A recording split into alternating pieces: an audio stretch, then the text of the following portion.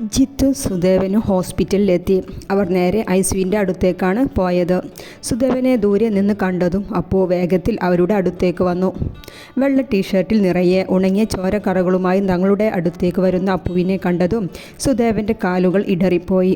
വലിയച്ഛ, ജിത്തു വേഗം സുദേവനെ താങ്ങി പിടിച്ചു. അപ്പു ഡാ എൻ്റെ മോന്. സുദേവൻ അപ്പുവിനെ പിടിച്ചു കുലുക്കി ചോദിക്കുകയാണ്. എൻ്റെ ശ്രുദേവേട്ട.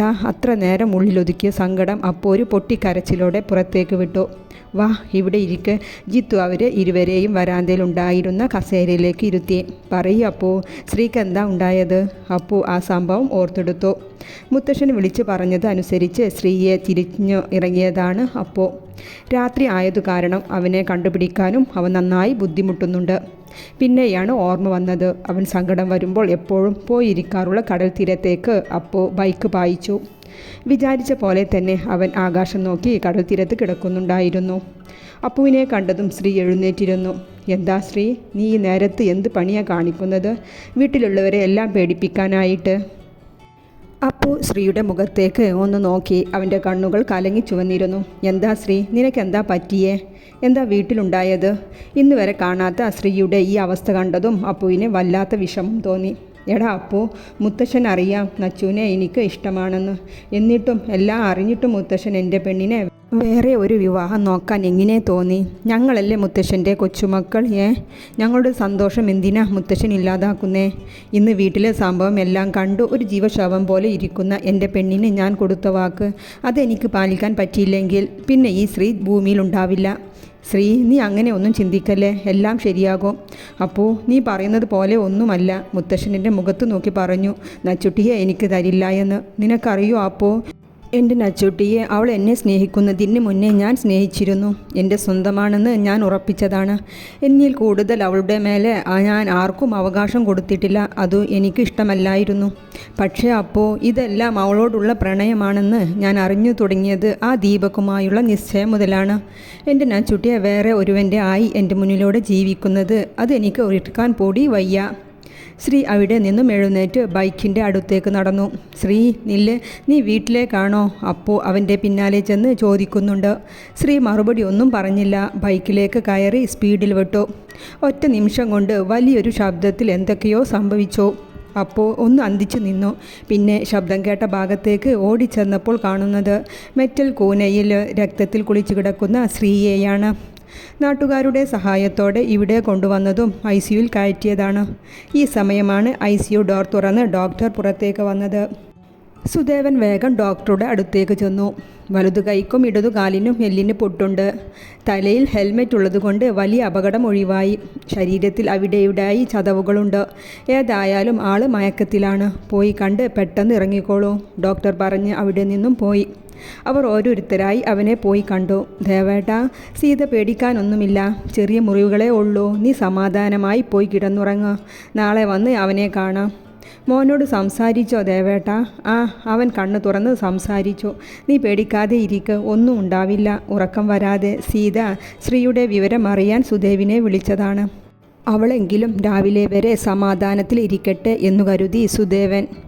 സീത ഉറങ്ങിയിട്ടില്ല. നേരം വെളുത്ത് കിട്ടിയാൽ തൻ്റെ കുഞ്ഞിനെ ഒന്ന് കാണാമായിരുന്നു എന്ന ചിന്തയിലാണ് അവർ. നീ അറിഞ്ഞോ രാധു, ആ സ്ത്രീക്ക് ആക്സിഡൻ്റായി എന്ന്? ഇന്നലെ രാത്രി രക്തത്തിൽ കുളിച്ച അവനെ നാട്ടുകാരാണത്രേ കണ്ടത്.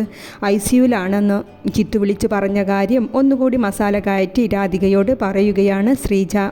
ശ്രീയേട്ടനെ രാവിലെ അപ്പുവിൻ്റെ റൂമിൽ നിന്ന് പോയി വിളിച്ചു കൊണ്ടുവരണമെന്ന സുദേവിൻ്റെ വാക്കിൽ കിടന്നുറങ്ങിയ നച്ചു രാവിലെ കുളിച്ച് ഫ്രഷായി താഴേക്ക് ഇറങ്ങി വന്നപ്പോഴാണ് ശ്രീജയുടെ ഈ സംസാരം കേട്ടത്. നച്ചു അവിടെ നിൽക്കുന്നത് അവർ ശ്രദ്ധിച്ചതുമില്ല. നച്ചു തിരിച്ച് റൂമിലേക്ക് തന്നെ വന്നു. സീതേ, നച്ചുട്ടി എഴുന്നേറ്റില്ലേ? മുത്തശ്ശൻ ഡൈനിങ് ടേബിളിൽ പ്രാതൽ കഴിക്കാൻ ഇരുന്നു കൊണ്ട് ചോദിച്ചു. ഇല്ല അച്ഛാ, ഇന്നലെ കുഞ്ഞ് ഉറങ്ങാൻ ഒരുപാട് വൈകിയിരുന്നു. നീയും ഇന്നലെ ഉറങ്ങിയില്ലേ? എന്താ, വല്ല വയ്യായികയും ഉണ്ടോ? മുത്തശ്ശൻ സീതയെ സൂക്ഷിച്ചു നോക്കിക്കൊണ്ട് ചോദിച്ചു.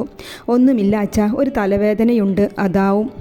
നീ പോയി നച്ചുട്ടിയെ വിളിച്ചേ. ഇന്നലെ ഒന്നും കഴിച്ചിട്ടുണ്ടാവില്ല, വിശക്കുന്നുണ്ടാകും. അതിന് വിളിച്ചെഴുന്നേൽപ്പിച്ച് ഭക്ഷണം കഴിപ്പിക്കുക എൻ്റെ കുഞ്ഞിനെ. അച്ഛാ, ഞാൻ വിളിച്ചിട്ട് വരാം. സീത മുറിയിലേക്ക് കയറി ചെന്നപ്പോൾ ബാത്റൂമിൽ നിന്നും വെള്ളം ഒഴുകുന്ന ശബ്ദം കേൾക്കുന്നുണ്ട്. മോളെ, നീ കുളിക്കുകയാണോ? സീത ഡോറിൽ തട്ടി വിളിച്ച് ചോദിച്ചു. നച്ചുവിൻ്റെ അനക്കമൊന്നും കേൾക്കുന്നില്ല. ബക്കറ്റ് നിറഞ്ഞ് വെള്ളം ഒഴുകുന്ന ശബ്ദം മാത്രം. സീത കുറച്ച് സമയം കൂടി അവിടെ തന്നെ നിന്നു. പിന്നെ അവൾക്ക് എന്തോ പന്തികേട് പോലെ തോന്നി തുടങ്ങി. വെള്ളം ഒഴിക്കുന്ന ശബ്ദമൊന്നുമില്ല. മോളെ മോളെ നച്ചോ. സീത വെപ്രാളത്തോടെ വാതിൽ മുട്ടിക്കൊണ്ടിരുന്നു. എന്താ ഏട്ടത്തി, കുറേ നേരമായല്ലോ നച്ചുവിനെ വിളിക്കുന്നത് കേൾക്കുന്നു. എന്തേ? അത് രാജീവേ, മോള് ബാത്റൂമിൽ ഉണ്ട്, പക്ഷേ കുളിക്കുന്ന ശബ്ദമൊന്നും കേൾക്കുന്നുമില്ല. എനിക്ക് നീ ഒന്ന് വിളിച്ചു നോക്ക്. രാജീവും ഡോറിൽ കുറേ മുട്ടി വിളിച്ചു. ഏട്ടത്തി ഒന്ന് മാറി നിൽക്കൂ, ഞാനൊന്ന് ചവിട്ടി തുറക്കാൻ നോക്കട്ടെ. വാതിലിലെ കൊട്ടുന്ന ശബ്ദം കേട്ട് താഴെ നിന്നും എല്ലാവരും നച്ചുവിൻ്റെ റൂമിൽ എത്തിയിരുന്നു.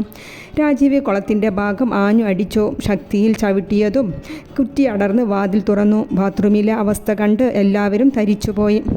പൈപ്പ് തുറന്ന് ബക്കറ്റിൽ കൈയിട്ട് നിലത്ത് ചുമരിൽ ചാരി ഇരിക്കുന്ന നച്ചു. വെള്ളത്തോടൊപ്പം ബക്കറ്റിൽ നിന്ന് നിറഞ്ഞൊഴുകുന്ന രക്തം. ബാത്റൂം തളം കെട്ടിയിരിക്കുന്നു. ഹരി, വേഗം പിടിക്ക്. രാജീവ് അട്ടഹസിച്ചുകൊണ്ട് നച്ചുവിനെ എടുത്തു പൊക്കി ബെഡിലേക്ക് കിടത്തി. വലതു കൈയിൻ്റെ ഞരമ്പറ്റ് പൈപ്പ് തുറന്നു വിട്ട പോലെ രക്തമൊഴുകുന്നുണ്ട്. സീത വേഗം സെറ്റുമുണ്ടിൻ്റെ അറ്റം വീതിക്ക് തന്നെ കീറി അവളുടെ കൈയിനെ മുറുക്കി കെട്ടി. വാ ഹരി, എത്രയും പെട്ടെന്ന് ഹോസ്പിറ്റലിലെത്തിക്കണം. രാജീവ് അവളെ തോളിലേക്കിട്ട് താഴേക്ക് ഇറങ്ങി വന്നു. മുത്തശ്ശൻ ഹാളിലേക്ക് വന്നപ്പോൾ കാണുന്നത് ഈ രംഗമാണ്. അയ്യോ എൻ്റെ കുഞ്ഞ്. ഒന്നുമില്ല മാമ. ഏട്ടത്തി, മാമനെ ശ്രദ്ധിക്ക്, ഞങ്ങൾ ഹോസ്പിറ്റലിൽ കൊണ്ടുപോകട്ടെ. ഹരിയും രാജീവും സിറ്റി ഹോസ്പിറ്റലിലേക്ക് തന്നെ അവളെയും കൊണ്ടുപോയത്. ഹോസ്പിറ്റലിൽ എത്തിയതും വേഗം ICUവിൽ കയറ്റി അവളെയും. വൈകുന്നേരത്തോടെ ശ്രീയെ റൂമിലേക്ക് മാറ്റിയിട്ടുണ്ട്. സീതാവിന് കഞ്ഞി കോരി കൊടുക്കുന്നുണ്ട്. തലയിൽ ഒരു കെട്ടും വലതു കൈയിലും ഇടതുകാലിലും ബാൻഡേജും ഇട്ട് ബെഡിൽ ചാരി ഇരുത്തിയിട്ടുണ്ട് ശ്രീയെ. ശരീരത്തിലും മുഖത്തും മെറ്റലിര ഉരഞ്ഞ ചുവന്ന പാടുകളുമുണ്ട്. വീട്ടിൽ നിന്നും എല്ലാവരും അവനെ കണ്ട് പോകുന്നുണ്ട്. മുത്തശ്ശൻ അവൻ്റെ റൂമിൻ്റെ ബൈസ്റ്റാൻഡർ ബെഡിൽ ഇരിക്കുന്നുണ്ട്. കൂടെ സുദേവനും അപ്പവും ജിത്തും ഹോസ്പിറ്റൽ ആവശ്യങ്ങൾക്കായി നടക്കുന്നുണ്ട്. ശരീരം നുറുങ്ങുന്ന വേദന ഉണ്ടെങ്കിലും ശ്രീ ഒരാളുടെ മുഖം തിരഞ്ഞുകൊണ്ടിരിക്കുന്നുണ്ട്. ശ്രീ, നീ ആരെയായി നോക്കുന്നത്? ഈ കഞ്ഞി മുഴുവനാക്ക്. സീത അറിയാത്ത പോലെ ചോദിച്ചു. അമ്മ, നച്ചുട്ടി മാത്രം വന്നില്ലല്ലോ എന്നെ കാണാൻ. സീത ഒന്ന് മൂളുക മാത്രം ചെയ്തു. എന്തേ അമ്മ, അവൾ എന്നോട് പിണങ്ങിയോ? എനിക്ക് വയ്യാന്ന് പറഞ്ഞില്ലേ അമ്മ? അവൻ അവശതയോടെ ചോദിക്കുകയാണ്. എൻ്റെ മോൻ ഇത് കഴിച്ച് മരുന്ന് കുടിച്ച് ഒന്ന് ഉറങ്ങ്, അപ്പോഴേക്കും അവൾ ഉണർന്നോളും. ഉണരെ, അമ്മ എന്താ ഈ പറയണത്? ശ്രീ ഞെട്ടലോടെ ചോദിച്ചു. അത് ശ്രീ, നച്ചുട്ടി ഒരു ബുദ്ധിമോശം ചെയ്തു. നിനക്ക് ആക്സിഡൻ്റ് ആയത് അവൾ എങ്ങനെയോ അറിഞ്ഞോ ആവോ. രാവിലെ അവളെ വിളിക്കാൻ പോയതാണ് സീത. രാവിലെ നടന്നതെല്ലാം സുദേവൻ ശ്രീയോട് പറഞ്ഞു കൊടുക്കുകയാണ്. അയ്യോ എൻ്റെ നച്ചുട്ടി, അവൾ കണ്ണു തുറന്നില്ല ഇപ്പോഴും. ശ്രീ എഴുന്നേൽക്കാൻ നോക്കിക്കൊണ്ട് പറയുകയാണ്. ശരീരം ഇളകുമ്പോൾ എല്ലു നുറുങ്ങുന്ന വേദന അവൻ കടിച്ചമർത്തുന്നുണ്ട്. ഇല്ല ശ്രീ, ലാസ്റ്റ് സ്റ്റേജിലാണത്രേ ഹോസ്പിറ്റലിൽ എത്തിയത്. ദൈവാനുഗ്രഹം കൊണ്ടാണ് ജീവൻ തിരിച്ചു കിട്ടിയതെന്നാണ് ഡോക്ടർ പറഞ്ഞത്. ഇത്തരം കേസൊന്നും സാധാരണ രക്ഷപ്പെടാറില്ല എന്ന്. രക്തം ഒരുപാട് കയറ്റി 24 മണിക്കൂർ ഒബ്സർവേഷനിലാണ്. നിങ്ങൾ കണ്ടോ അവളെ? അവൻ സീതയെ നോക്കിക്കൊണ്ട് ചോദിച്ചു. ആ കണ്ടു. എൻ്റെ കുഞ്ഞ് ഒറ്റ ദിവസം കൊണ്ട് ആകെ ഒരു കോലമായി പോയി. ശ്രീ, നീ ഇറങ്ങിപ്പോയപ്പോൾ എൻ്റെ കുഞ്ഞ് എന്തെല്ലാം അവിടെ കാട്ടിക്കൂട്ടി എന്നറിയോ നിനക്ക്? നിൻ്റെ ഫോൺ എവിടെ ശ്രീ? അത് അമ്മ, ഞാൻ എടുത്തില്ലായിരുന്നു. എൻ്റെ റൂമിലുണ്ടാകും. ഓ, എന്നാൽ അതൊന്ന് തുറന്നു നോക്ക്. എൻ്റെ മോള് നേരം വെളുക്കുവോളം വിളിച്ചിരുന്നു, ഒരു പോള കണ്ണടക്കാതെ. ഇപ്പോൾ അതാ ജീവശവം പോലെ കിടക്കുന്നു. നീയും ചെയ്തതെന്താ ശ്രീ? അപ്പു പറഞ്ഞു, നീ വേണമെന്ന് വെച്ച് ഉണ്ടാക്കിയതാ ഈ ആക്സിഡൻറ്റ് എന്ന്. നിനക്ക് തോന്നുന്നുണ്ടോ ശ്രീ, നീ ഇല്ലാതെ അവൾ ജീവിക്കുമെന്ന്? ഇന്നലെ മുത്തശ്ശനോട് എൻ്റെ കുട്ടി അത് തന്നെയാ പറഞ്ഞത്. അമ്മയും അച്ഛനും പോയപ്പോൾ അവളുടെ കൂട്ട് നീയാണെന്ന്. നീ ഇല്ലെങ്കിൽ അവൾ ജീവിക്കില്ല എന്ന്. ഇനിയെങ്കിലും നിൻ്റെ ഈ എടുത്തുചാട്ടം ഒന്ന് നിർത്ത് ശ്രീ. വയ്യ അമ്മക്ക് ഇങ്ങനെ ഉരുകിത്തീരാൻ. സീത മനസ്സിലുള്ള ഭാരമെല്ലാം ഇറക്കി വെച്ചു. അച്ഛാ, എനിക്ക് കാണണം നച്ചുട്ടിയെ. എങ്ങനെ ശ്രീ നീ പോയി കാണും ഈ അവസ്ഥയിൽ? നിനക്കൊന്ന് അനങ്ങാൻ പറ്റുന്നുണ്ടോ? അത് കുഴപ്പമില്ല അച്ഛാ, എന്നെ ഒന്ന് താങ്ങിയാൽ മതി പ്ലീസ്. എനിക്ക് ഒറ്റ നോട്ടം കണ്ടാൽ മതി അച്ഛാ. ഞാനൊന്ന് ഡോക്ടറോട് ചോദിക്കട്ടെ. സുദേവൻ പുറത്തേക്ക് നടന്നു. ശ്രീ മുത്തശ്ശൻ്റെ മുഖത്തേക്കൊന്ന് നോക്കി. മുത്തശ്ശ. ശ്രീയുടെ വിളി കേട്ട് മുത്തശ്ശൻ തല ഉയർത്തി അവനെ നോക്കി. 2 ചെറുമക്കളും കൂടെ ഈ മുത്തശ്ശനോട് ഇങ്ങനെ പ്രതികാരം ചെയ്യണ്ടായിരുന്നു. മുത്തശ്ശൻ എഴുന്നേറ്റ് ശ്രീയുടെ അടുത്ത് വന്നിരുന്നു.